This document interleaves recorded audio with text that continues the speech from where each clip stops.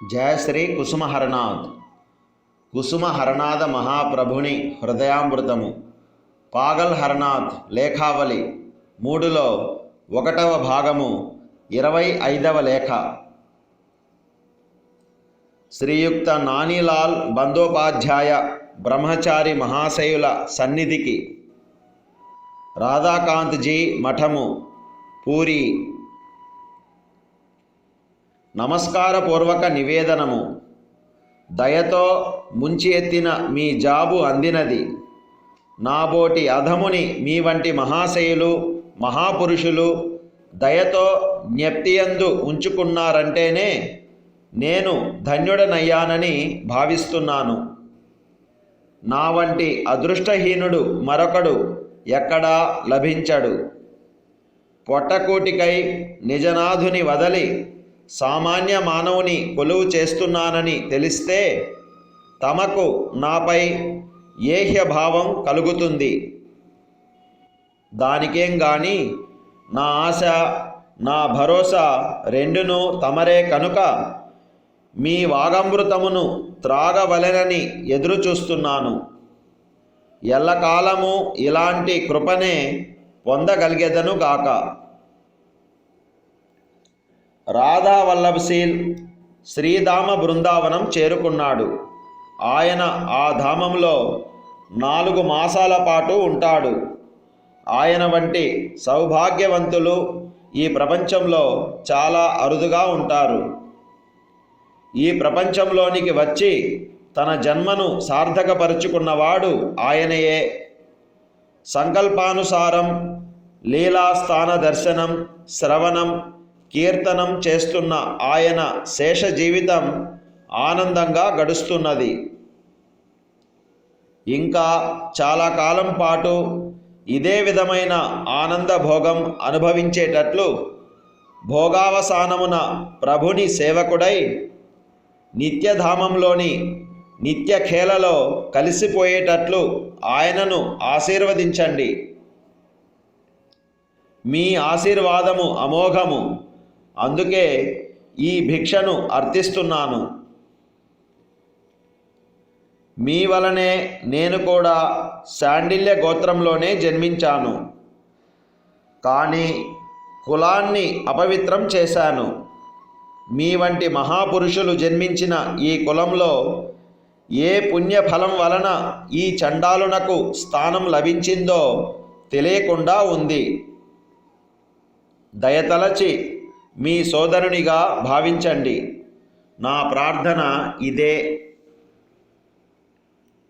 మీరు చేపట్టిన మార్గం సాటిలేనిది. అయినా నేను యాచించే భిక్ష ఒకటున్నది. తమ తల్లిదండ్రులు ఎంతకాలం పాటైతే తమ వృద్ధ శరీరాలతో జీవించి ఉంటారో అంతకాలము అప్పుడప్పుడు వారి చరణములను దర్శించుకుంటూ ఉండండి. అలా కాకుంటే వారికి ఈ వయస్సులో చాలా కష్టం కలుగుతుంది. సంసారంలో ఉంటూ నానా యాతనలను సహనంతో అనుభవించడం కన్నా ప్రస్తుతము మీరు స్వీకరించిన ఈ భారము బాధ్యత ఎంత ఉత్కృష్టమైనదో చెప్పటానికి శక్తి చాలదు. మేము విషాన్ని స్వయంగా దోసిళ్లతో ఎత్తుకొని ఎందుకు త్రాగుతున్నామో తెలియకుండా ఉంది. మీరు మాపై దయాదృష్టిని నిలిపి ఉంచితే మేము కూడా మీ మార్గాన్నే అనుసరించగలమని ఆశించవచ్చు. స్వప్రయత్నం వలన అది సాధ్యం కాదు. ఆ శక్తి కూడా నాకు లేదు. ఒకమారు దయతలచి ఇంత అండనిచ్చారు కనుక అప్పుడప్పుడు ఈ తమ్ముని గురించిన సమాచారాన్ని అందుకుంటూ ఉండండి. ఇదే నా ప్రార్థన. ఒకమారు చూపిన దయను వెనుకకు తీసుకోకండి. అందరూ కూడి నన్ను కులం నుండి ఇంట్లోంచి కూడా వెలివేశారు. అందుకే ఇప్పుడీ కష్టం. ఇప్పుడిక సిగ్గుపడి కూర్చుంటే పొట్ట గడవదని తెలుసుకొని కష్టాలన్నింటినీ ఏమాత్రం బాధపడకుండానే భరిస్తున్నాను. ప్రస్తుతం నా స్థితి వృద్ధ వేశ్య పరిస్థితి వలె ఉన్నది. అందుకే ఈ భయం. దయామయుడు ఏ ఏర్పాటును చేస్తాడో దానినే వినమ్ర శీర్షంతో భరిస్తాను. అందుకై ఏమాత్రం చింతించబోను. మీ కృపార్థి హర. కుసుమహర కుసుమహర కుసుమహర.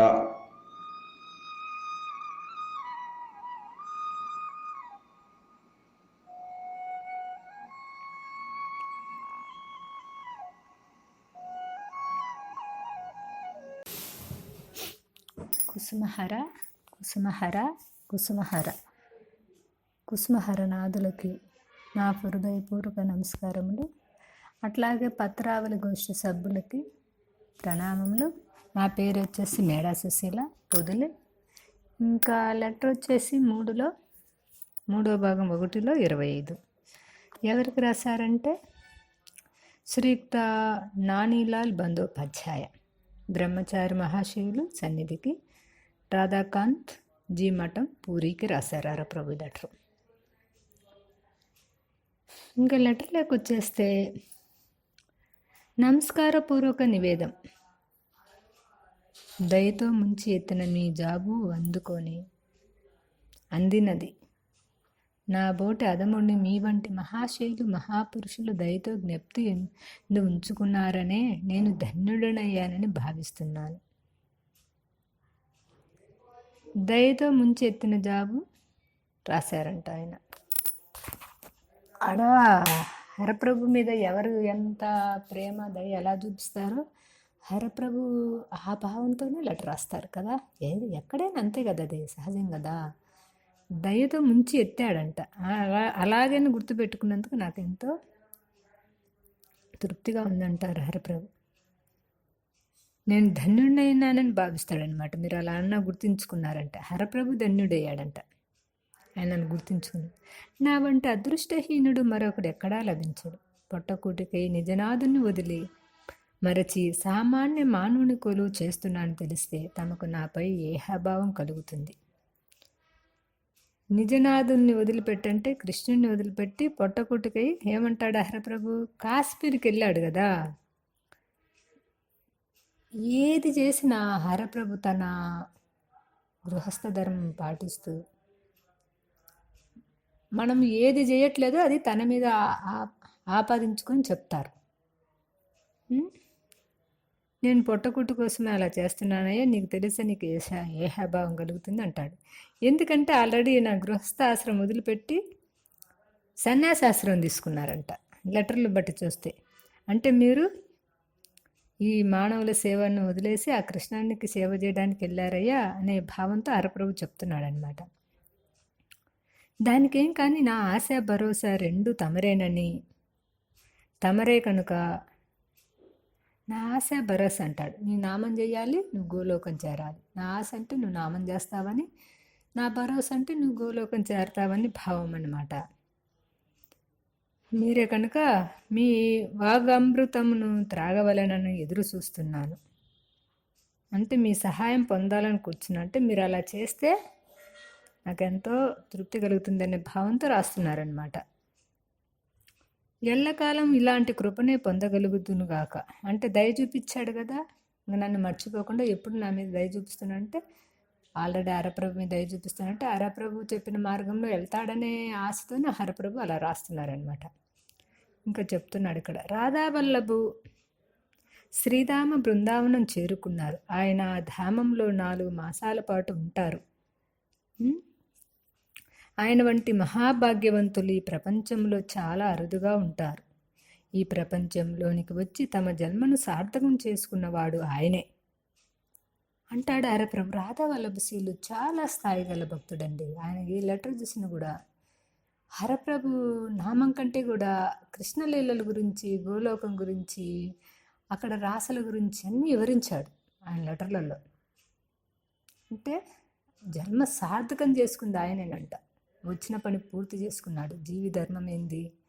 భగవన్నామం చేస్తూ తన నిత్య కృష్ణదాసై గోలోకం చేరటమే జీవి ధర్మం కదా, మొదటి ధర్మము. అది ఆయన పూర్తి చేసుకున్నాడయ్యా అని చెప్తున్నాడు హరప్రభు. రాధవల్లభశీలు అంత ఉత్తమమైన భక్తుడు అనమాట. ఈ ప్రపంచంలోకి వచ్చి తన జన్మను సార్థం చేసుకున్నవాడు ఆయనే అంటాడు హరప్రభు. సంకల్పానుసారం లీలాస్థాన దర్శనము, శ్రవణము, కీర్తనం చేస్తున్న ఆయన శేష జీవితం ఆనందంగా గడుస్తుంది. సంకల్పానుసారం ఆయన సంకల్పం అలా ఉంది కాబట్టి ఆయన బృందావనం వెళ్ళాడు. అంటే ఇక్కడ సంకల్పం మనమే సంకల్పాలు చేయాలంటాడు హరప్రభు ఎప్పుడు చెప్పినా కూడా. ఎందుకంటే జీవికి స్వేచ్ఛ ఇచ్చాడు కదా, మనం ఏది సంకల్పం చేస్తే అది మనకు చేరువులోకి వచ్చేటట్టు ఆయన చేస్తారనమాట. అంతే కదా. లీలా దర్శనం, ఆయన లీలలు దర్శించుకుంటూ ఉన్నాడంట ఆ హృదయంలో. ఏంటి ఆ బృందావనంలో కృష్ణయ్య లీలలన్నీ. ఎందుకంటే ఆ హృదయంలో దర్శించుకుంటున్నాడు ఆయన అప్పుడు జరిగిన లీలలన్నీ. ఎందుకంటే శ్రవణం, కీర్తనం, ఆయన గురించి శ్రవణం చేస్తున్నాడు. నా కృష్ణయ్య ఆ రోజు ఇలా చేశాడు, ఇలా చెప్పాడు, అలా చెప్పాడు, అది ఇటు భాగవత శ్రవణం ఖచ్చితంగా వాళ్ళు చేస్తారనమాట. అప్పుడు కృష్ణ లీలలన్నీ వాళ్ళకు తెలుస్తాయి అన్నమాట. కీర్తనం, ఆయన గురించి కీర్తనం పాడుకుంటూ ఆయన జీవిత శేష జీవితం అంటే లాస్ట్ స్టేజ్, తన జీవితం మొత్తం ఆనందంగా గడుస్తున్నది అంటాడు హరప్రభు. ఇంకా చాలా కాలం పాటు ఇదే విధమైన ఆనంద భోగం అనుభవించేటట్లు భోగావసానంను ప్రభుని సేవకుడై నిత్యధామంలోకి నిత్యకేళ్ళలే కలిసిపోయేటట్లు ఆయన ఆశీర్వదించండి. మీ ఆశీర్వాదమే అమోఘం, అందుకే మీ భిక్ష అర్థిస్తున్నాడు అంటాడు. ఆయన దీవించమంటున్నాడు. భక్తులకు ఎంత విలువిస్తాడంటారా ప్రభు. భక్తులు కర్మలో లేనిదైనా వాళ్ళు తెచ్చిపెట్టగలరంట. ఎందుకంటే భక్తుల మాట భగవంతుడు జవదాటాడంట హరప్రభు. అందుకే మీరు ఆశీర్వదించండి అయ్యా, ఆయన ఇంకా చాలా రోజులు ఉండి. అంటే ఆయన అందులో ఆశీర్వచన ఫలం ఎప్పుడు దక్కుతుంది? వాళ్ళు ఏమి ఆశీర్వచనాలు చేస్తారో మనలో ఆ సంకల్పాలు, ఆ భావాలు ఉంటే అవి ఫలిస్తాయి. ఆల్రెడీ రాధావల్లభశీలకి ఏంటి, అన్ని ఆ భావాలు ఉన్నాయి కాబట్టి నిత్యకైలలో చేరాలి, ఆ నిత్యధామం చేరుకోవాలి, ప్రభుని నిత్యకైలలో చేరాలని ఆ సంకల్పంతో ఆ బృందావనంలో ఉన్నాడు కాబట్టి ఈయనకైనా ఆశీర్వచనాలు చేస్తే ఇంకా బలపడి వృద్ధి చెంది ఆయన గోలోకం నిత్యధామానికి చేరడానికి ఆప్షన్ ఉంటుంది కదా. అర్థిస్తున్నాను అంటాడనమాట. ఇంకా వచ్చేసి, మీ వలన నేను కూడా చాండల్య గోత్రంలో జన్మించాను, కానీ కులాన్ని అపవిత్రం చేశాను. నీ వంటి మహాపురుషులు జన్మించిన ఈ కులంలో, ఈ గోత్రంలో ఏ పుణ్యఫలం వలన ఈ చండాలుడి స్థానం లభించిందో తెలియకుండా ఉంది అంటాడు హరప్రభు. చూడు తనని ఎలా కించపరుచుకుంటాడు. మనం అనుకోవాలి హరప్రభు గోత్రంలో మనం జన్మించాము, మన పుణ్యం వల్ల కాదు, ఏ జన్మలో ఏ పుణ్యం తీసుకుని మరి హరప్రభు గోత్రంలో జన్మించాడంటే ఆయన భాగ్యవంతుడే కదా. ఎవరు? నానీలాల్ బందోపాధ్యాయ అనమాట అంటారు. ఇంకా ఏ పుణ్యఫలంలో లభించిందో తెలియకుండా ఉంది అంటాడు. దయతలిసి మీ సోదరుడిగా భావించండి, నా ప్రార్థన ఇదే. మీ సోదరుడిగా భావించమంటున్నారనమాట హరప్రభు. అంటే బంధం కలుపుకొని నన్ను కూడా నీ సోదరుడిగా లెక్కించుకో అంటాడు హరప్రభు. మోస్ట్ కదా రాగాన్ భక్తిలో వెళ్ళటానికి, ఆయన సన్యాసి అయినా రాగాన్ భక్తిలోకి వెళ్ళటానికి ఇది అవసరం కదా, భగవంతుడితో బంధం కలుపుకోవటం. అందుకని హరప్రభుతో బంధం కలుపుకోమని చెప్తున్నారనమాట. మీరు చేపట్టిన మార్గం సాటి లేనిది, అయినా నేను యాచించే భిక్ష ఒకటి ఉన్నది. తమ తల్లిదండ్రులు ఎంతకాలం పాటైతే తమ వద్ద శరీరాలతో జీవించుంటారో అంతకాలం అప్పుడప్పుడు వాళ్ళ చరణంలో దర్శించుకుంటూ ఉండండి అంటాడు. అబ్బా, సన్యాసిన తర్వాత తల్లిదండ్రులను చూడకూడదనే లేదు, చూడాలంటున్నాడు హరప్రభు.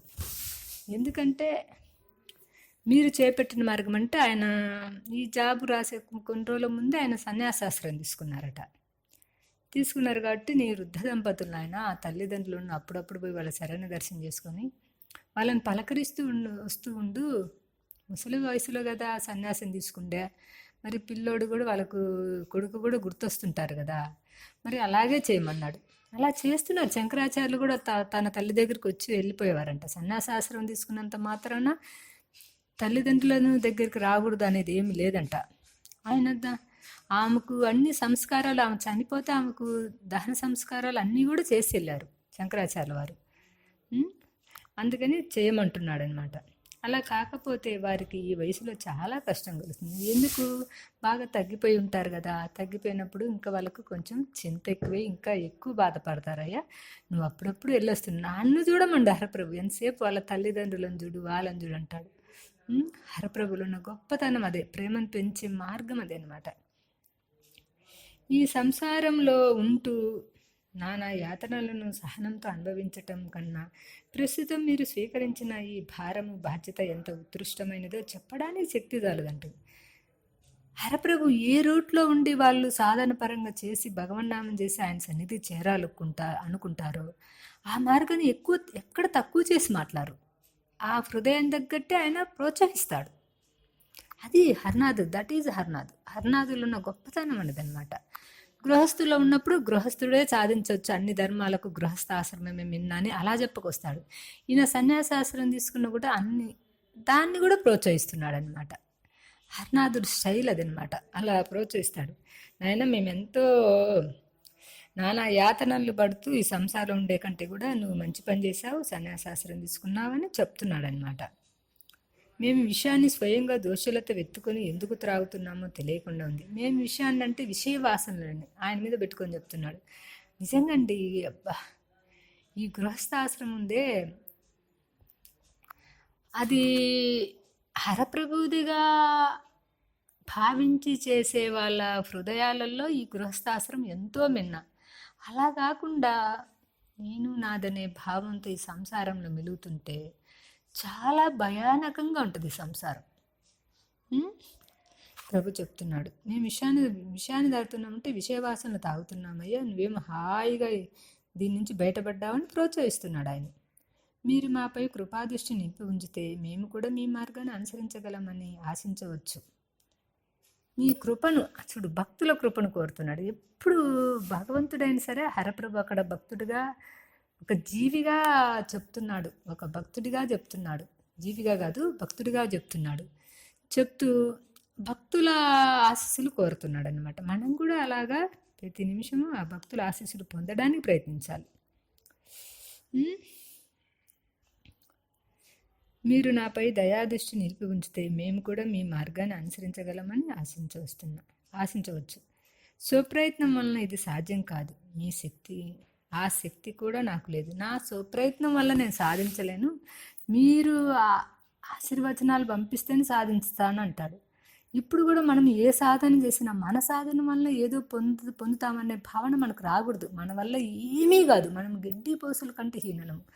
ఎంతసేపు హరప్రభు కృప వల్లనే మనము ఏదైనా సాధించగలమనే భావం దృఢంగా ఉండాలన్నమాట. ఒక మారు దయదలిసి ఇంత అండనిచ్చారు కనుక అప్పుడప్పుడు ఈ తమ్ముని గురించి సమాచారం అందుకుంటూ ఉండండి అంటారు హరప్రభు అనమాట. ఒకసారి నా మీద దయదలిసి నన్ను గుర్తు తెచ్చుకున్నారయ్యా, ఈ తమ్ముడి మీద ఆ దయను పక్కన పెట్టద్దు, ఎప్పుడు సదా గుర్తుంచుకొని అప్పుడప్పుడు సమాచారం అందుకోమంటే హరప్రభు గారి సమాచారం ఏమొచ్చుద్ది, ఆయన సాధన మార్గాలన్నీ ఆయన చెప్తే ఆయన ముందుకెళ్తాడని హరప్రభు చెప్తున్నాడనమాట తనకి. ఇదే నా ప్రార్థన. ఒక మారు చూపిన దయను వెనక్కు తీసుకోకండి, ఇంకా మర్చిపోవద్దు. మళ్ళీ నన్ను ఒకసారి నా మీద దయ చూపించారు, ఆ దయను కంటిన్యూ చేసి ప్రేమగా మార్చుకోమంటారు హరప్రభు ఉద్దేశం అనమాట. అందుకు కూడా నన్ను కులం నుండి, ఇంట్లో నుంచి కూడా వెలయేశారు. అందుకే ఇప్పుడు ఈ కష్టం ఇప్పటికీ సిగ్గుపడి కూర్చుంటే పొట్ట గడవదని తెలుసుకొని కష్టాలన్నిటిని ఏమాత్రం బాధపడకుండానే భరిస్తున్నాను అంటాడు. కులంలోంచి నెట్టేశారంటాడు హరప్రభు. ఎందుకంటే ఆయన వైష్ణవ సిద్ధాంతం కదా, కులము పోతేనే కదా వైష్ణవుడయ్యేది. హరప్రభు ఏం చేశాడు, అప్పట్లో బ్రాహ్మణులు బాగా ఆచారాలు అవన్నీ ఉండేవి అంతే కదా, కానీ హరప్రభు అందరితో ఉండేవాడు, అందరి ఇళ్ళల్లో తినేవాడు, అందరితో కలిసిమెలిసి ఉండేవాడు, కులం పక్కన పెట్టేసి అనమాట. అందుకని నన్ను ఇంట్లోంచి నెట్టేశారంటే వాళ్ళ హృదయాలలోంచి ఆ హరప్రభుని నెట్టేశారనే భావంతో చెప్తున్నాడు, కులంలోంచి. ప్రస్తుతం నా స్థితి వృద్ధ వేసే పరిస్థితి వల్లే ఉన్నది. నా పరిస్థితి అలా పోలుస్తున్నాడు హరప్రభు. వృద్ధ వేసే అంటే తనకు అవయవాలు ఏమీ సహకరించవు, ఏదో కొన్ని కోరికలు ఉంటాయి, ఆ కోరికలు తీరాలనుకుంటారు కదా, అలా ఉంది నాయన. ఈ భవము అందుకే ఈ భయము. దయామయుడు ఏ ఏర్పాటు చేస్తాడో దానినే వినమ్ర శీఘ్రంతో భరిస్తాను. అందుకు ఏమాత్రం చింతించకపోను. మీ కృపార్థి హర అంటాడు హరప్రభు అనమాట. అందుకయ్యా నాకు ఈ భయము. ఆ దయామయుడు ఏర్పాటు చేస్తాడో దానిని వినమ్ర శీఘ్రంతో, అంటే తల వంచి దాన్ని స్వీకరిస్తా అంటాడు. పైన కూడా అంటాడు, ఎన్ని కష్టాలు వచ్చినా బాధపడకుండా అనుభవిస్తానంటాడు. బాధపడకుండా అనుభవిస్తాడంట. అంటే మనం కూడా బాధపడకుండా అనుభవించాలంటే ఏంది? ముందు అన్నిటికంటే కష్టం వచ్చినప్పుడు ఆ బాధ కంటే కూడా లోపల మానసికంగా బాగా కుంగిపోతాం. అలాంటప్పుడు హరప్రభు ఇలా అన్నాడు కదా, ఈ కష్టం నా కర్మలో ఉండి వచ్చింది, నన్ను శుద్ధి చేయడానికి వచ్చింది అని. లేకపోతే హరప్రభు కానించే కదా మనకి ఏ కష్టం వచ్చినా ప్రసాద భావంతో తీసుకోవటానికి ప్రయత్నించటము, ఏదో ఒక రకంగా చేస్తూ ఆ బాధను, మానసిక బాధను తగ్గించుకోవాలి. శారీరకంగా ఎలాగైనా ఆ బాధ ఉంటుంది, మానసిక బాధను తగ్గించుకోవాలనే ఉద్దేశంతో హరప్రభు అలా చెప్తున్నారనమాట. మీ కృపార్థి హర, మీ కృప కోసం వేచి ఉన్నానంటే ఏంది? హరప్రభు మన కృప అంటే ఏంటి? ఆయన చెప్పినట్టు మనము నడిచి నామం చేస్తూ గోలోకం చేరితే హరప్రభుకు ఆనందం కాబట్టి అంటాడనమాట. కుసుమహర కుసుమహర కుసుమహర కుసుమహర కుసుమహర కుసుమహర. శ్రీ కుసుమహరనాథ దివ్యపాద పద్మాలకు నమస్కరించి, మా గురువుగారు నరసింహాచారి బాబా గారి పాదపద్మాలకి, అలాగే ఈ లేఖా విశ్లేషణలో పాల్గొన్న మహనీయులందరి పాదపద్మాలకు నమస్కరిస్తూ మారేపల్లి వెంకటరమణ హైదరాబాద్ నుంచి మాట్లాడుతున్నాం. 3వ పార్ట్ 1వ భాగంలో ఈ 25వ ఉత్తరం బాబా శ్రీయుక్త నానీలాల్ బందోపాధ్యాయ బ్రహ్మచారి అనేటువంటి ఒక మహాశయులకి రాసినటువంటి ఉత్తరం. ఈ ఉత్తరంలో ముఖ్యంగా మనం 3-4 విషయాలు జాగ్రత్తగా గమనించాలి. ఒకటి ఏంటంటే, మనం అవతల వాళ్ళు పెద్దవాళ్ళు అయినప్పుడు వాళ్ళని గౌరవిస్తూ ఏ రకంగా ఉత్తరం రాయాలి అనేటువంటి విషయం ఒకటి ఇక్కడ. 2, వాళ్ళ వల్ల ఏదైనా చిన్న ఇబ్బంది కానీ లేక పొరపాటు కానీ జరుగుతున్నప్పుడు అది వాళ్ళ మనసుకి మరి ఇబ్బంది కలగకుండా లేదా బాధ కలగకుండా ఎలా చెప్పాలి అనేటువంటి విషయం ఒకటి. తర్వాత మామూలుగా ఆయన బాబా తాను కించపరుచుకుంటారు, కానీ తను ఏ పరిస్థితుల్లో ఉద్యోగం చేయవలసి వస్తుంది అనేటువంటి విషయం ఒకటి. అంటే ఆయన సంసారంలో ఉండి ధరించమన్నారు, ఉద్యోగం మానేమని ఆయన చెప్పలేదు. కానీ దాన్ని కూడా ఆయన ఒక ఉన్నతమైనటువంటి స్థితిలో దానిని ఏంటంటే తను తక్కువ చేసుకుని చెప్పడం ఒకటి. తర్వాత తనకున్నటువంటి ఇబ్బందులు కూడా తన మీదే తనే కారణం అన్నట్టుగా తన్నే ఆపాదించుకుని ఎవరిని నిందించకపోవడం అనేటువంటిది ఒక గొప్ప సంస్కారాన్ని మనకి నేర్పడానికి చేసే ప్రయత్నం ఈ ఉత్తరం. ఈ ఉత్తరంలో ప్రతి అక్షరం కూడా అమృత తుల్యం. ఇక వివరాలకు వెళ్తే, మీ వంటి మహాశయులు నన్ను జ్ఞప్తిని ఉంచుకున్నారంటేనే నేను ధన్యుణ్ణి. ఎందుకంటే గురువులు మహాత్ముల యొక్క దృష్టిలో ఎప్పుడైతే మన పేరు ఉంటుందో అప్పుడు మనకు వద్దన్న వస్తాయి ఆశీర్వచనాలు. ఎందుకంటే వాళ్ళ హృదయంలో స్థానం సంపాదించుకోవడం అనేటువంటిది సామాన్యమైన విషయం కాదు. ఇది మనం ఏ రకంగానూ ఇతర విధాలతో చేయలేం. కేవలం స్వచ్ఛమైన భక్తి మాత్రమే భగవంతుడు ఇష్టపడేది, సత్పురుషులు మహాశయులు ఇష్టపడేది. వాళ్ళ దగ్గర మనం వేరే రకంగా చేస్తే వాళ్ళకి తెలిసిపోతుంది. అంతా గ్రహించలేనటువంటి పరిస్థితిలో వాళ్ళు ఉండరు, ఏమనకపోవచ్చు. అందుకని మొట్టమొదట గురువు యొక్క హృదయంలోకి ఎదగడానికి మనిషి భక్తి, సాధన, సేవ అనేటువంటి మార్గాల్లో ప్రయత్నించాలనేటువంటిది ఇక్కడ సందేశం. ఇది ఆయన తన పరిస్థితిని చెప్పుకుంటున్నారు. పొట్టగూటి కోసం ఆ పరమాత్మను వదిలిపెట్టి సామాన్య మానవులు కొలువు చేస్తున్నారు అని తెలిస్తే మీకు నాపై ఏహ్యభావం ఏర్పడుతుంది అంటున్నారు. అంటే మామూలుగా సంసారికపరమైనటువంటి జీవితం గడిపేవాడు సంసారం పోషించుకోవాలంటే 4 డబ్బులు కావాలి కాబట్టి ఎక్కడొక్కడ ఉద్యోగం చేయాలి. ఉద్యోగం చేసేప్పుడు ఏం జరుగుతుందంటే అక్కడ ఉండేటువంటి అధికారు, ఆ పై అధికారు, లేకపోతే యాజమాన్యం దేనికో దానికి ఒక సేవ కింద చేయాలి. అది భగవంతుడి సేవ అయినప్పటికీ అది సేవలాగే చేయాలి.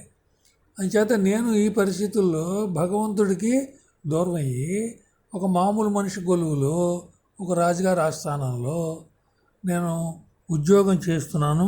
అందుకని నా మీద మీకు అసహ్యం కలగవచ్చు.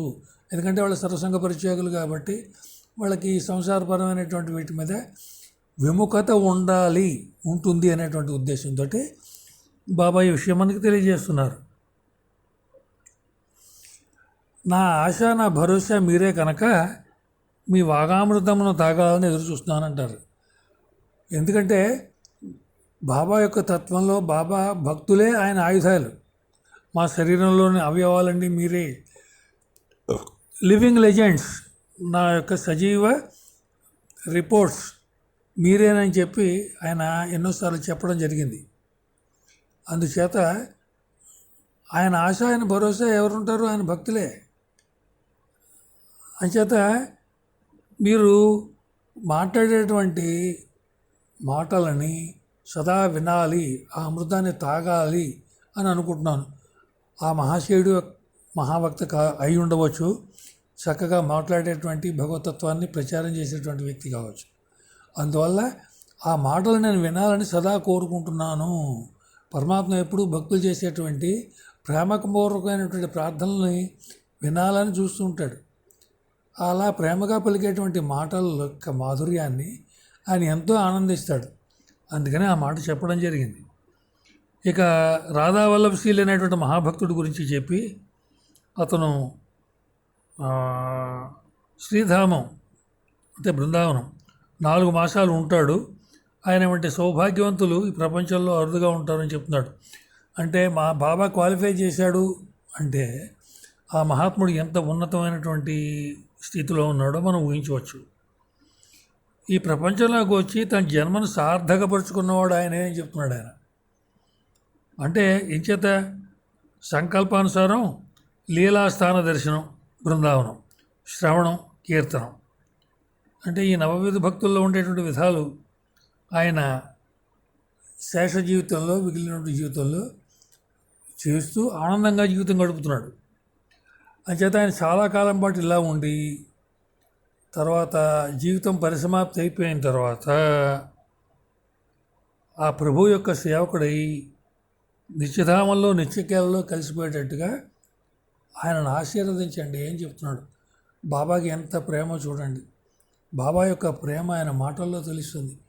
ఆయనను విశ్వసించి ఆయన చెప్పిన మార్గంలో నడుస్తూ తప్పులుంటే సర్దిద్దుకుంటూ నిత్యం ఆయన క్షమాపణ వేడుకుంటూ ప్రేమానందంలో బతికేటువంటి వాళ్ళంటే బాబా యొక్క ఆశీర్వచనం ఎలా ఉంటుంది అనేది దీంట్లో మనకు తెలుస్తుంది. ఇంకో మాట చెప్తున్నారు ఆయన, నేను శానిటైజర్స్ గోత్రంలోనే జన్మించాను కానీ, అంటే ఆయన నానినాల్ బంధోపాధ్యాయ కూడా శానిటైజర్స్ గోత్రోద్భవసుడు, అంటే శానిటైజర్స్ గోత్రంలో పుట్టినటువంటి వాడు. కానీ నేను పుట్టి కులాన్ని గోత్రాన్ని అపవిత్రం చేశాను. మీరు పుట్టినటువంటి గోత్రంలో పుట్టి ఇలా చేసినటువంటి వాళ్ళ వలన మీ చేసినటువంటి నేను పాపాత్ముడిని అంటాడు అని, మీ వంటి మహాత్ముల యొక్క సన్నిధానం నాకు లభించింది అంటే ఏ పూర్వ పుణ్యమో అది నాకు అర్థం కాకుండా ఉంది. అంచేత దయచేసి మీరు నన్ను మీ సోదరుడిగా భావించండి. ఈ గోత్రం చెప్పడంలో చాలా గొప్ప విశేషం ఉంది. ఎవరైనా సరే పూర్వకాలంలో మహర్షులు మహాత్ములు వాళ్ళ దగ్గరికి వెళ్ళినప్పుడు ప్రవర్ చెప్పి గోత్రం చెప్పుకుని పరిచయం చేసుకుని అహంభో అభివాదయ్య, నన్ను నేను పరిచయం చేసుకుంటున్నాను అని చెప్తుండేవాళ్ళు. ఎందుకంటే మన గోత్రంలో ఉండేటువంటి ఋషుల యొక్క పుణ్య ఫలమే మన జీవితం. అంచేత ఆ మహర్షుల యొక్క పేరు మనం సంస్మరించుకుంటూ ఉండాలి. ముఖ్యంగా ఆధ్యాత్మికపరమైనటువంటి గురువుల దగ్గరికి వెళ్ళినప్పుడు ఆ గోత్రంలో ఉండేటువంటి ఋషులను స్మరించడం అనేటువంటిది తప్పనిసరిగా చేయవలసినటువంటి పని. మీ వలన అంచేత దయచేసి మీ సోదరుడిగా భావించండి అని చెప్తున్నారు. తర్వాత ఆయన సన్యాసం స్వీకరించారు. అంచేత చాలా మహోన్నతమైనటువంటి మార్గమే. కానీ తమ తల్లిదండ్రులు ఎంతకాలం పాటైతే తమ వృద్ధ శరీరాలతో జీవించి ఉంటారో అంతకాలం అప్పుడప్పుడు వాళ్ళు చరణాలు దర్శించుకోండి. తల్లిదండ్రుల సేవను మించిన సేవ లేదు అని బాబా చెప్తూనే ఉన్నారు.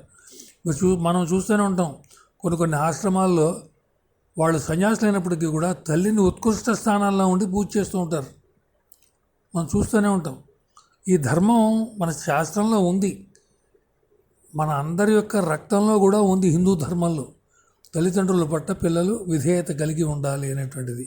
ముఖ్యంగా తల్లి ఆ ఆశ్రమం తీసుకున్నా కూడా తల్లిని వదిలిపెట్టరు. అది అంతే. అలాగా సేవ చేయడం వల్ల భగవంతుడికి సేవ చేసినట్టయితేనే కానీ అది సంసారంలో ఉండే రక్త సంబంధాల పట్ల వ్యామోహం కాదు. అంచేత వాళ్ళని అప్పుడప్పుడు చూస్తూ ఉండండి. అంటే ఈయన వాళ్ళని చూడటం లేదు అనేటువంటి విషయం మనకి ఇక్కడ అర్థమవుతోంది. లేకపోతే ఏమవుతుందంటే వాళ్ళకి ఈ వయసులో మానసికంగా చాలా బాధ కలుగుతుంది, కష్టం కలుగుతుంది. సంసారంలో ఉండి నానాయాతంలో పడి సహనంతో అనుభవించడం కన్నా ప్రస్తుతం మీరు తీసుకున్నటువంటి భారము బాధ్యత చాలా ఉత్కృష్టమైనది. సన్యాసం ఇంకా కష్టమైనది సంసారం కన్నా. ఎందుకంటే చెట్లు పుట్లు పట్టుకుని ఆశ్రయించుకుని ఉండాలి, ఆ కఠోరమైన నియమ నిబంధనలు, భుక్తి కోసం మళ్ళీ భిక్షాటన చేయాలి, ఎన్నో రకాల సమస్యలు దాంట్లో ఉంటాయి. అంచేత సంసారం కన్నా మీరు చెప్పినట్టు మీరు చేస్తున్నటువంటి సన్యాసాశ్రమం చాలా ఉత్కృష్టమైనది. మేము విషాన్ని స్వయంగా దోషులతో ఎత్తుకుని ఎందుకు తాగుతున్నామో తెలియకుండా ఉంది. అంటే ఇది రెండు రకాల హితబోధ. అక్కడ సన్యాసంలో ఉన్నవాడు కూడా విషమే తాగుతున్నాడు, ఇక్కడ సంసారంలో ఉన్నవాడు కూడా విషమే తాగుతున్నాడు. మేమెందుకు ఇలా ఉండి తాగుతున్నామో మాకు అర్థం కావట్లేదు అంటున్నారు. అంటే బాబా చెప్పడం ఏంటంటే సంసారంలో ఉండి ధరించవచ్చు, సన్యాసం అక్కర్లేదు అనేటువంటి విషయం. ఇది మనందరికీ అన్యాయోపదేశంగా ఉపదేశం. ఆయన ఆల్రెడీ సన్యాసాశ్రమం తీసుకుని సన్యాసిగా ఉన్నాడు, అంచేదానికి ప్రత్యేకంగా చెప్పేది ఏం లేదు. ఇక్కడ ఏంటంటే మేమెందుకు ఇలా సంసారంలో ఉండే దోషులతో విషయం తాగుతున్నామో అర్థం కాకుండా ఉంది అంటున్నారు. అంటే సంసారం తీసుకోవడంలో ఉన్నటువంటి ఉపయోగం ఏమిటో బహుశా ఆయన నానీలాల్ గారు, ఆయన నానీలాల్ బందోపాధ్యాయ గారు గ్రహించి ఉండకపోవచ్చు.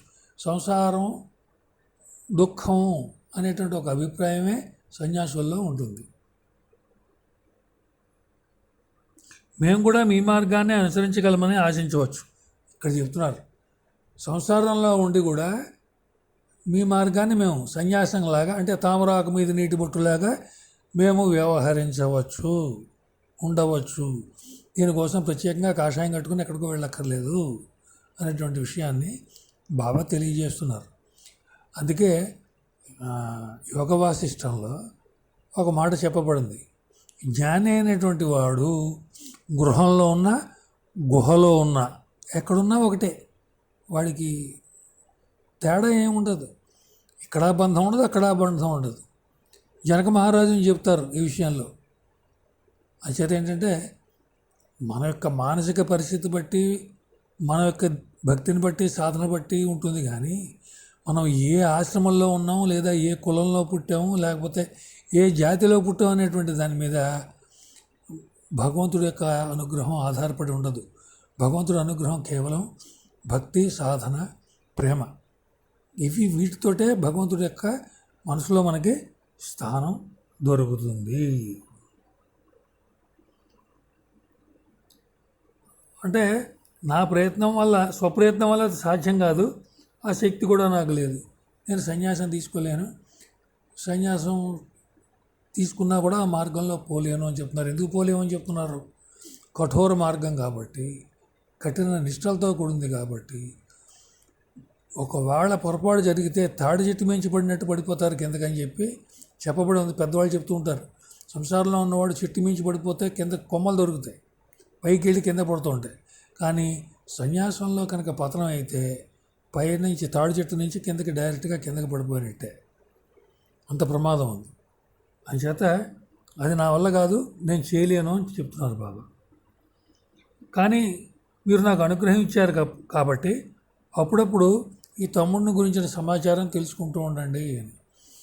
అంటే ఇక్కడ చెప్పడం ఏంటంటే నిత్యకృత్యాల్లో పడిపోయి 24 గంటలు ఈ యాంత్రిక జీవితం డబ్బు సంపాదనే శాశ్వతం అని అనుకుని బాబాని మర్చిపోకుండా రోజు ఒకసారి ఎప్పుడో అప్పుడు ఆయన పాపం రోజంతా నా నామం చేయని నీకు చెప్పలేదు, నాకు చెప్పలేదు, ఎవరికి చెప్పలేదు.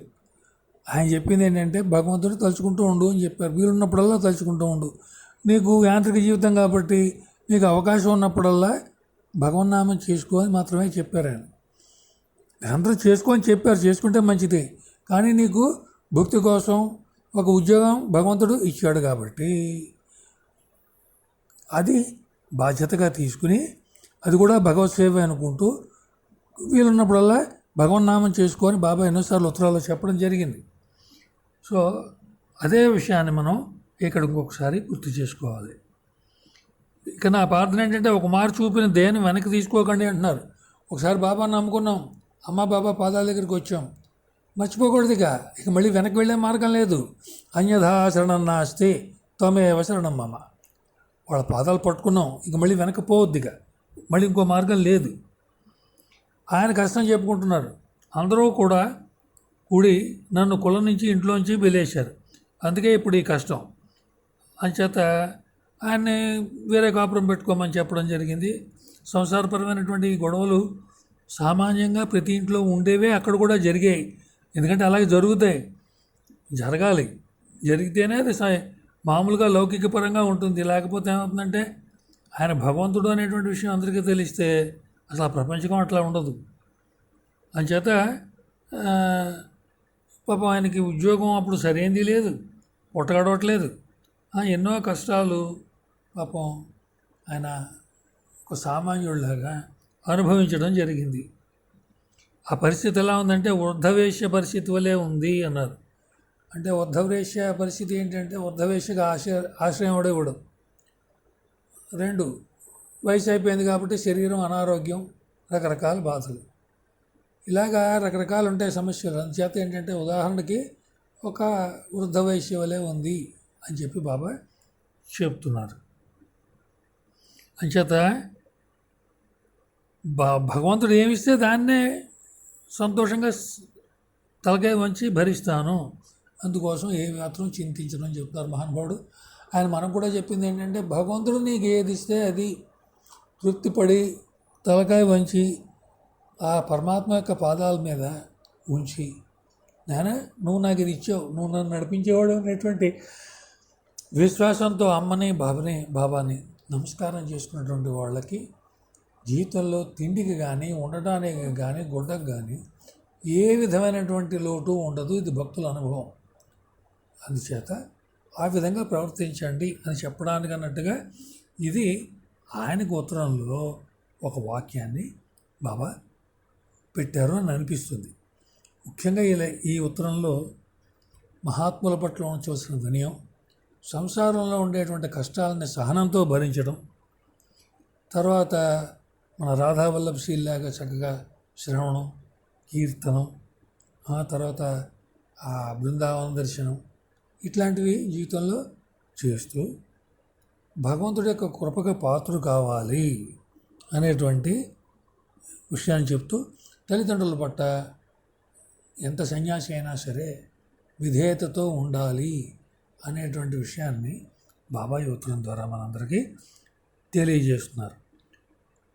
సన్యాసం అంటే విడిచిపెట్టు అని, ఏం విడిచిపెట్టాలో అవి విడిచిపెట్టాలి, కానీ ఇది భౌతికపరమైన సంబంధం అని అనుకోవడం పొరపాటు. ఒకసారి సన్యాసంలోకి వచ్చిన తర్వాత అందరూ తల్లిదండ్రులతో సమానమే. ఈ సృష్టి అంతా కూడా వసుదైక కుటుంబం, అందరూ ఒకటే.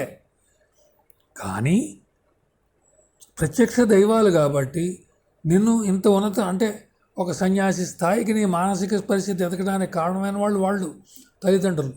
అందుచేత వాళ్ళని మర్చిపోయి ఇంకో భగవంతుడు ఏదో ఉన్నాడో ఎక్కడో ఉన్నాడో అనుకోవడం పొరపాటు. భగవంతుడు చెప్పిన మాట తల్లిదండ్రుల పట్ల శ్రద్ధ వహించమని. తల్లిదండ్రుల పట్ల శ్రద్ధ ఉన్నవాడు ఎంతో ఉన్నత స్థానానికి వెళ్తాడు.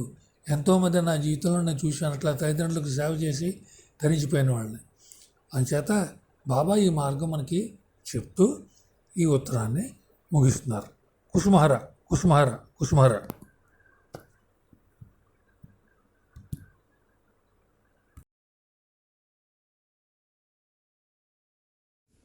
కుసుమహర కుసుమహర కుసుమహర. నా పెన్నిధి కుసుమహరనాథుల పాదపద్మములకు నా ప్రణామములు. పత్రావళి గోష్ఠి సభ్యులందరికీ నా నమస్సులు. నా పేరు వేదవల్లి, కాకినాడ నుండి మాట్లాడుతున్నాను. ఈరోజు పత్రావళి గోష్ఠిలో పాగల్ హర్నాథ్ 3వ భాగంలోని 25వ లేఖ గురించి మనం ముచ్చటించుకుంటున్నాం. బాబా ఈ లేఖను శ్రీయుక్త నానీలాల్ బందోపాధ్యాయ గారికి వ్రాస్తున్నారు. ఆయన సన్యాస దీక్ష తీసుకున్నట్లున్నారు.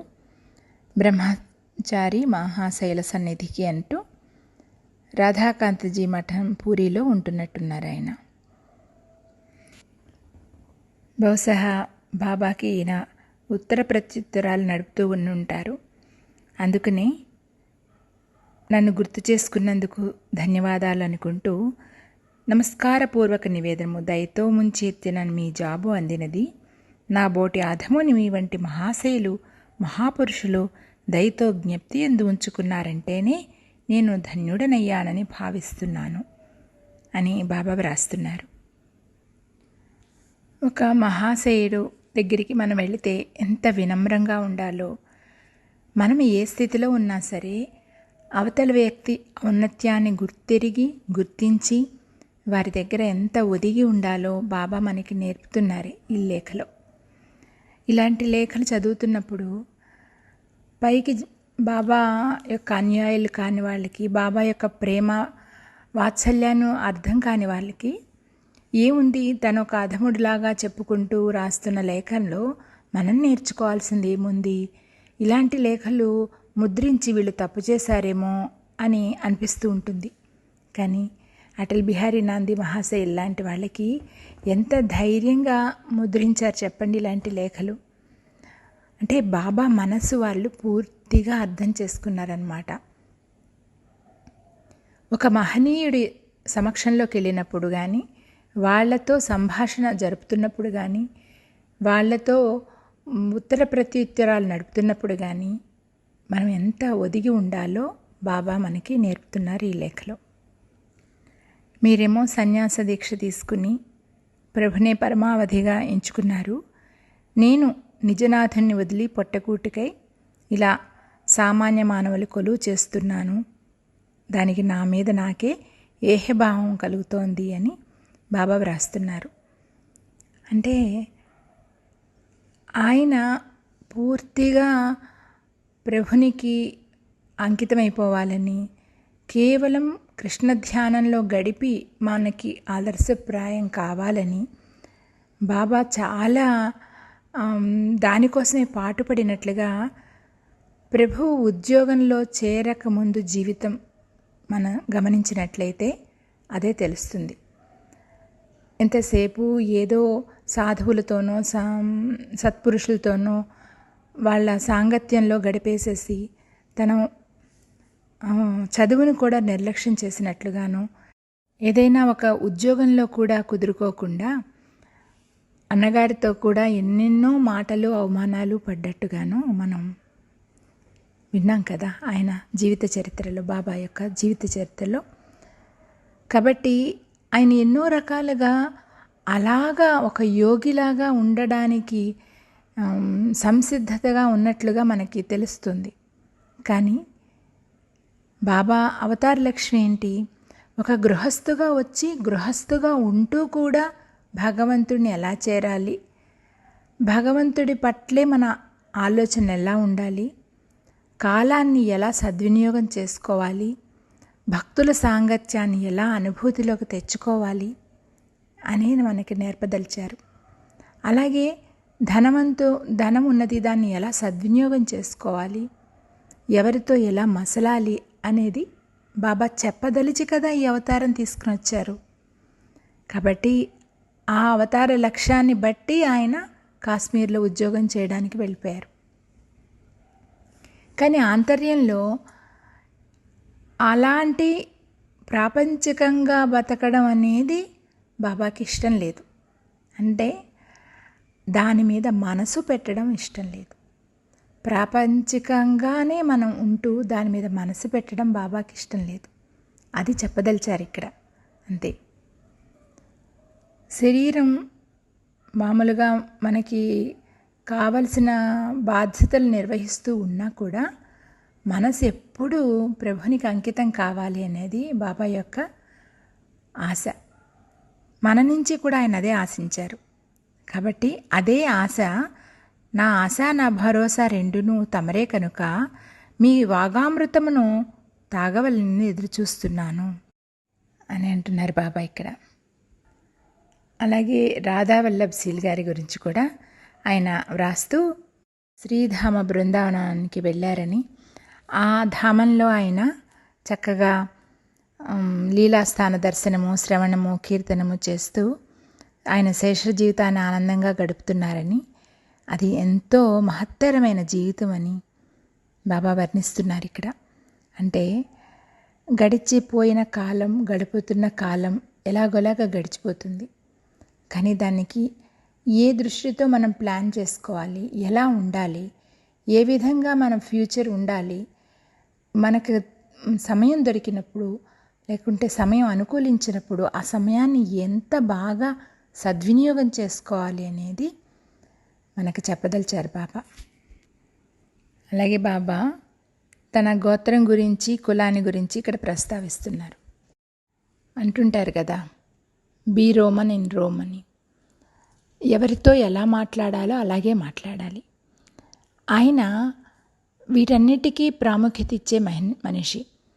ఒక గోత్రానికి, కులానికి, ఒక స్థానానికి, గురుస్థానానికి ప్రాముఖ్యత ఇచ్చే వ్యక్తితో అదే విధంగా మాట్లాడాలి.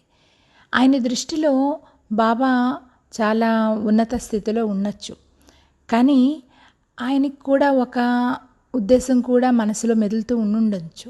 ఇంతమంది ఫాలోయర్స్ ఈయనకి ఎందుకున్నారు, ఈయన చూస్తే ఈ కులాన్ని పట్టించుకోకుండా అందరితో కలుపుకు తిరుగుతున్నాడే, కాయస్థులతోనూ తోటి వాళ్ళతో ఎవరు అని చూడకుండా సహపంక్తి భోజనాలు చేస్తున్నారే, ఇదంతా తగునా అనే మీమాంస ఆయనలో ఉందేమో.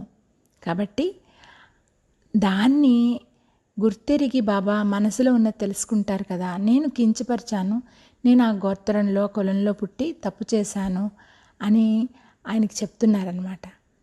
బాబా చెప్తారు, అన్నీ పోతేనే వైష్ణవుడు అవుతాడు అని.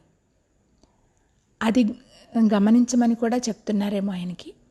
అలాగే ఇవన్నీ పట్టించుకోకుండా కూడా వీటన్నిటికీ పక్కన పెట్టి కూడా ప్రజలకి ఎంత సేవ చేయొచ్చు, ప్రజల్ని మంచి మార్గంలో ఎలా పెట్టచ్చు, ప్రజలతో మన్ననల్ని ఎలా పొందొచ్చు అని కూడా బాబా నిరూపించారు కదా. ఏదో పుణ్యఫలం వలన ఇలాంటి స్థానం నాకు లభించుంటుంది, కాబట్టి మీ సోదరునిగా భావించి నన్ను మన్నించండి అని ఆయనకి చెప్తూనే ఆయనతో ఏ మనసులో ఏముందో ఆ విధంగానే మాట్లాడారు తప్ప ఏ కోసాన బాబా ఎక్కడా కూడా కులానికి కానీ గోత్రానికి కానీ ప్రాముఖ్యత ఇచ్చినట్లుగా మనకి కనపడదు. ఆయన ఎప్పుడు ఇవ్వలేదు కూడా, కానీ ఆయనతో అలాగే మాట్లాడుతున్నారు. ఆయన మనసులో ఆ డౌట్ ఉండిపోయి ఉంటుంది, అందుకని అలాగే మాట్లాడుతున్నారు. క్రమంగా ఆయనే తెలుసుకుని ఉంటారు. బాబా ఆయనకి సూచన ఇస్తున్నారనమాట. మీరు చేపట్టిన మార్గం సాటిలేనిది, అయినా నేను యాచించే భిక్ష ఒకటి ఉన్నది. ఎంత బాగా చెప్తున్నారు చూసారా. సాధువు కదా, భిక్ష అడుగుతున్నారనమాట. మనం వాళ్ళకి ఇవ్వడం కాదు, వాళ్ళని మనం భిక్ష అడుగుతాం కదా, అలా అన్నమాట. మీరు ఒక మంచి మార్గంలోనే ఉన్నారు, కానీ శారీరకంగా వృద్ధ స్థితిలో ఉన్న మీ తల్లిదండ్రుల్ని మీరు మాత్రం ఆదరించి తీరవలసిందే. ఎంత పెద్దవాళ్ళైనా పిల్లలంటే తల్లిదండ్రులకి పిల్లలే కదండి. వాళ్ళు ఎలాగున్నారో, వాళ్ళు బాగున్నారా లేదా అనే దుడుకు తల్లిదండ్రులకు ఉంటుంది. అలాగే ఎవరు ఎంత బాగా చూసుకున్నా సరే తమ పిల్లలు వాళ్ళని ఒక్కసారి ఆదరణగా మాట్లాడినా, కొంచెం సేపు సమయం కేటాయించినా ఆ ఆనందం వేరు తల్లిదండ్రులకి. పిల్లలుగా ఉన్నప్పుడు పిల్లలకి తల్లిదండ్రులు సమయం కేటాయించాలి. పెద్ద అయిపోయాక ఆ తల్లిదండ్రులకే ఈ పిల్లలు సమయం కేటాయించాలి. దానికి మించిన విలువైన వస్తువు వాళ్ళకి ఇంకేం ఉండదండి. అదే బాబా చెప్తున్నారు ఇక్కడ. తను ఆచరించినది ఏది కూడా అవతల వాళ్ళకి చెప్పలేదు బాబా ఎప్పుడు కూడా. బాబా కుసుమమ్మని ఉంచే ఆయన కాశ్మీర్ ఉద్యోగానికి వెళ్ళారు. కాశ్మీర్లో ఆయన యొక్క శరీరం మార్పు సంభవించినప్పుడు కూడా ఒక అవయవం అక్కడ పెట్టలేనప్పుడు, అక్కడ లోటొచ్చినప్పుడు వాళ్ళు మట్టి, ఆయన సిద్ధపురుషుడు మట్టి పెడతారనమాట అక్కడ. అప్పుడు ఆయన బాబా ఒకటే చెప్తారు, పర్వాలేదు ఇది లేకపోయినా నా తల్లి నన్ను గుర్తుపడుతుంది అని చెప్తారు. ఎంత ప్రాముఖ్యత ఇస్తారో చూసారా బాబా.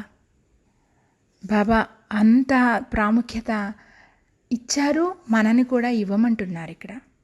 బాబా మళ్ళీ చెప్తున్నారు, మనం అనుకుంటుంటాం కదా సాధువులకి ఏముంది అన్నీ వదిలేసేసారు, ఆయన ముక్కు మూసుకుని తపస్సు చేసుకుంటే చాలు హ్యాపీగా ఉంటారు, మనం ఇంత ప్రపంచంలో ఈ సంసారంలో పడిపోయి కొట్టుమిట్టాడుతూ నానా నరకయాతన పడుతున్నాము అనుకుంటారు. మనకి చెప్తున్నట్లే చెప్తున్నారనమాట బాబా. మేము ఇంత నరకయాత పడుతున్నాము సంసారంలో అనుకుంటాం, కానీ మీరు చేసే సాధనలో ఇది ఏమాత్రము సరిపోదు అని చెప్తున్నారు. అంతే కదా, ప్రతిదీ వదులుకోవాలి కదండి. సత్పురుషుడు, సాధువులు, సన్యాస దీక్ష తీసుకున్న వాళ్ళు జిహ్వచాపల్యాన్ని వదులుకోవాలి, మాట పరిశుధనాన్ని వదులుకోవాలి. వాళ్ళకి ఎగ్జంప్షన్స్ ఉండవు, ఏది ఎగ్జంప్షన్స్ ఉండవు. చాలా ఎత్తులో ఉన్న వాళ్ళకి పడిపోతే దెబ్బ బాగా పెద్దగా తగులుతుందంట. అందుకని వాళ్ళు చాలా జాగ్రత్తగా ఉండాలి. మన గృహస్థు జీవితంలో ఇవన్నీ సహజమే కాబట్టి ప్రభువు మనకి కొద్దిగా వెసులుబాటు ఇస్తాడు, వాళ్ళకి అవి ఉండవు. కాబట్టి అది చాలా కత్తి మీద సాము లాంటి జీవితం వాళ్ళది. అదే చెప్తున్నారు బాబా. మేము విషాన్ని స్వయంగా దోసిళ్లతో ఎత్తుకుని ఎందుకు తాగుతున్నామో తెలియకుండా ఉంది అంటున్నారు. అంటే ఇది తెలుసు, కొన్ని మనకు తెలుస్తాయి, ఇది తప్పు, ఇది మంచిది కాదు, ఇది మనం చేస్తే అధపాతాళానికి వెళ్ళిపోతామని తెలిసినా కూడా చేస్తూ ఉంటాం. కాబట్టి దోసిళ్లతో విషయాన్ని ఎందుకు తాగుతున్నామో తెలియకుండా ఉంది. అంతే కదా, ఈ సంసారంలో ఉన్నప్పుడు ఒకళ్ళ మాట అనకూడదు అనుకుంటాం, అనేస్తాం. ఒక పని చేయకూడదు అనుకుంటాం, చేసేస్తాం. దానికి మళ్ళీ క్లాజులు మనమే పెడతాం. వాళ్ళు అలా అన్నారు కాబట్టి నేను ఇలా అన్నాను, నేను అక్కడ చేయవలసి వచ్చింది కాబట్టి చేశాను అని మనకి మనమే సంజాయిషి ఇచ్చుకుని, మనకు మనమే మభ్యపెట్టుకుని ఇంకా జారిపోతూ ఉంటాం. అదే చెప్తున్నారు బాబా. అలాంటప్పుడు ఏదో అంటారు కదా, వైరాగ్యం లాంటిది గబుక్కున ఆవహిస్తుంది అనమాట. ఆవహించి ఇవన్నీ వదిలిపెట్టి సన్యాసం తీసుకుంటే బాగుండు అనుకుంటాం. కానీ అలాంటి శక్తి సామర్థ్యాలు మాకు లేవు అంటే ఇప్పుడు ఈయన్ని చాలా ఉన్నతంగా చూపిస్తూ చెప్తున్నారు బాబా. అంటే ఒక సత్పురుషుడిని మనం చూస్తున్నప్పుడు వాళ్ళలో గమనించవలసిన విషయాలు ఎన్నో ఉంటాయి. అది గమనించాలి, మనం మంచిని తీసుకోవాలి. వాళ్ళు చేసే సాధన యొక్క తీవ్రతని మనం అర్థం చేసుకోవాలి. అంతేగాని మనం చేసే అల్పమైన సాధనని అడ్డుపెట్టుకుని మనమే భక్తులు అని, మనకే ఎదురు లేదని, మనం అంతా రైట్గానే చేస్తున్నాం, మనకి ఏది తప్పు చేయట్లేదు మనము అనుకుని మనం మభ్యపెట్టుకున్నాం అనుకోండి, ఎప్పటికీ బాగుపడలేం. కాబట్టి ఒక వ్యక్తి మనకన్నా ఒక గొప్ప సాధకుడు మనకు ఎదురైనప్పుడు ఎలా వాళ్ళని గమనించాలి, ఏ విధంగా వాళ్ళని మనం ఫాలో అవ్వాలి, వాళ్ళల్లో ఏది మనల్ని ప్రభావితం చేస్తుందని మనం ఆలోచించాలి అని బాబా ఈ లేఖ ద్వారా మనకి చెప్పదలిచారు అనిపిస్తుంది నాకు. కాబట్టి అప్పుడప్పుడు దయతలిచి నన్ను గుర్తు చేసుకుంటూ ఉండండి, నా సమాచారాన్ని అందుకుంటూ మీ సమాచారాన్ని నాకు అందచేయండి. ఇదే నా ప్రార్థన. ఒక్కసారి దయ తలిచారు, వెనక్కు తీసుకోకండి అంటున్నారు. అంటే బాబా పట్ల ఆయన సుముఖంగా ఉన్నారు కదా, అది చెప్తున్నారనమాట. అందరూ కూడి నన్ను కులం నుండి ఇంట్లోంచి కూడా వెలివేశారు అంటున్నారు బాబా. అంటే ఇక్కడ ఒక గొప్ప కులంలో పుట్టారు కదా, ఈయన కాయస్తులతోనూ మిగతా వాళ్ళతోనూ సహపంక్తి భోజనాలు చేస్తూ అందరి ఇళ్ళకి వెళ్తుంటే వాళ్ళ కులంలోంచి కూడా కొంత బాబాకి వ్యతిరేకత ఏర్పడింది. ఇంట్లో కూడా వ్యతిరేకత ఏర్పడింది, వాళ్ళ అన్నగారి వలన, మిగతా వాళ్ళ వలన. కాబట్టి ఇది ఒక యాంగిల్ అయితే, బాబా స్వజనులలో కూడా ఆయన పట్ల విముఖత ఏర్పడింది. ఆయనలోనే తప్పులు ఎన్నే స్థితికి, ఆయన్నే ఆజమాయిషీ చేసే స్థితికి భక్తులు కూడా తయారయ్యారు. అది ఆ బాధపడుతున్నారన్నమాట బాబా. అంటే ఒక గురుస్థానంలో ఉన్న వ్యక్తికి తన అనుయాయులు తనని నిర్లక్ష్యం చేసినప్పుడు కానీ, తనని కాదని తనని ఎదిరించి చెడు వైపుకి వెళ్ళిపోతున్నప్పుడు కానీ పడే బాధ ఆయనకు అర్థమవుతుందని ప్రభు ఆయనకి రాస్తున్నారు. ఇప్పుడు ఇవన్నీ పట్టించుకుంటూ కూర్చుంటే పూట గడవడం కష్టం కాబట్టి కష్టాలన్నిటినీ మాత్రం బాధపడకుండానే భరిస్తున్నాను. ఇప్పుడు ఎవరో ఏదో అన్నారని, ఎవరో తన మాట వినలేదని తన యొక్క దీక్షని మానేశారనుకోండి, మిగతా భక్తులందరికీ ఆయన అండలేక ఎలా అయిపోతాను చెప్పండి. కాబట్టి ఈ లోకపాలన దీక్షలో వీళ్ళందరినీ సరిచేసే దీక్షను మాత్రం నేను ఆపదలుచుకోలేదు. ఈ కష్టానికి వెరవకుండా నేను నా యొక్క కృషిని, నా యొక్క సాధనని నేను కొనసాగిస్తాను. ఇది ఎలా అయిపోయిందంటే వృద్ధవేశ్యలాగా అయిపోయింది అంటున్నారు బాబా. ఇక్కడ వృద్ధవేశ్య అంటే ఏంటంటే, ఒక వేశ్య తన వయసు ఉన్నప్పుడల్లా దాని ద్వారా తన శారీరకంగా సంపాదించి ఒక స్థితికి వెళ్తుంది. కానీ తర్వాత తనకు ఆ శరీరం ఉపయోగపడదు, తన అనుభవాలు ఉపయోగపడవు. ఎలా అయిపోతుందంటే ఎవరు ఆవిడని పట్ల ప్రేమ కానీ, ఆప్యాయత కానీ, గౌరవం కానీ ప్రదర్శించరు. ఏంటి ఆవిడ యొక్క అనుభవం దేనికి ఉపయోగపడుతుంది? అలా అయిపోయింది అని అంతగా హీనంగా చూస్తూ ఉన్నారన్నమాట తన భక్తులు కొంతమంది బాబాని. ఆ విధంగా బాధపడుతూ, దయామయుడు ఏ ఏర్పాటు చేస్తాడో దానిని వినమ్ర శీర్షంతో భరిస్తాను, అందుకే ఏమాత్రమూ చింతించబోను అని బాబా చెప్తున్నారు. అసలు ఆయన పరిస్థితి, ఆ మనసు, ఆయన యొక్క స్థితి ఎలా ఉంటుందో ఒక్కసారి ఆలోచించండి. కాబట్టి ఎప్పుడూ కూడా మనల్ని చూసి బాబా అలా బాధపడకుండా ఉండేటట్లుగా మన ప్రవర్తనని మార్చుకుని బాబాకి ఇష్టలుగా, బాబా మనల్ని చూసి గర్వించే వ్యక్తులుగా మనం రూపొందడానికి ప్రయత్నిద్దాం. కుసుమహరా కుసుమహరా కుసుమహరా.